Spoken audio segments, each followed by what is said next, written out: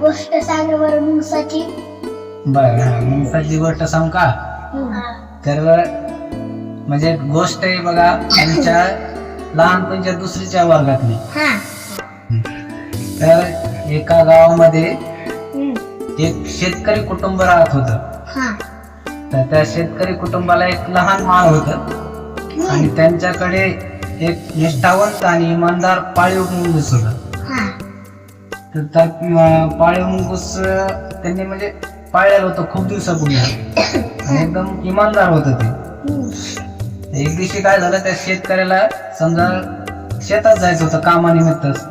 दोन्ही जोडप्याला बाहेर पाऊस चालू होता. तर आता त्यांच्या त्या लहान बाळाला ते काही नेऊ शकत नव्हते बाहेर.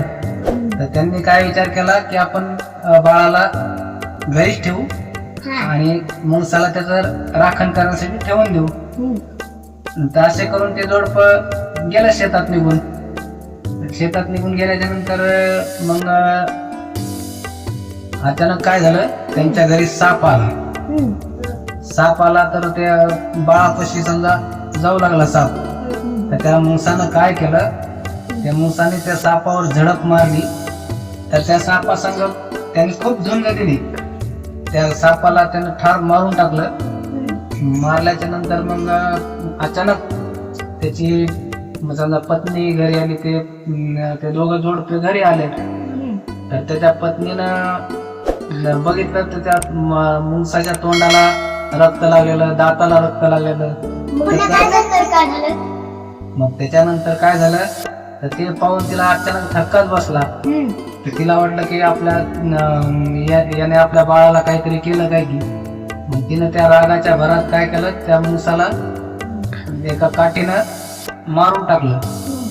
मारून टाकल्याच्या नंतर मग ती तशीच घरात गेली. घरात गेल्याच्या नंतर बघितलं तिचं बाळ सुरक्षित होतं आणि त्याच्या बाजूला त्या सापाचे तुकडे पाहिले तिने. तुकडे पाहिल्याच्या नंतर मग तिला पश्चाताप झाला की आपण म्हणजे आपल्या हाताने काय झालं नेमकं.